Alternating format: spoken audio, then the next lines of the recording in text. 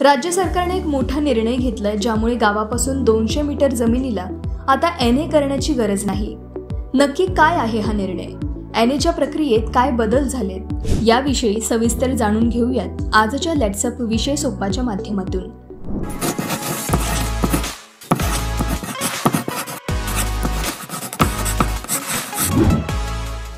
सर्वप्रथम जमीन एनए करणं म्हणजे काय ते पाहूया। जर जमिनीचा वापर हा बिगर शेतीसाठी म्हणजे औद्योगिक, वाणिज्य किंवा निवासी कारणासाठी करायचा असेल तर त्यासाठी कायदेशीर परवानगी घ्यावी लागते। शेतीच्या जमिनीचा बिगर शेतीमध्ये रूपांतर करण्याच्या प्रक्रियेला एनए असं म्हणतात। यालाच नॉन ॲग्रिकल्चर किंवा अकृषिक असंही म्हणतात। रूपांतरणाच्या प्रक्रियेसाठी ठराविक रूपांतरण कर आकारला जातो। एनए प्रक्रियेत नक्की काय बदल झालेत? तर तुम्ही राहत असलेल्या क्षेत्रामध्ये अंतिम विकास आराखडा प्रसिद्ध झाला असेल तर अशा क्षेत्रातील जमीन एनए करण्यासाठी स्वतंत्र परवानगीची गरज नसेल।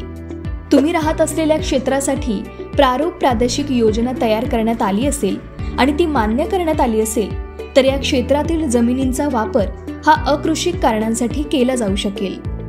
तसेच कोणत्याही गावाच्या हद्दीपासून ज्यांची जमीन ही 200 मीटरच्या आत आहे अशा शेतमालकांना एनए परवानगीची गरज असणार नाही।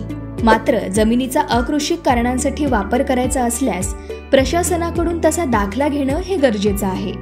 त्यासाठी तहसील कार्यालयात रीतसर अर्ज करून त्यासाठीचं रूपांतरण कर भरून तहसीलदारांकडून कायदेशीर सनद घेणं आवश्यक आहे।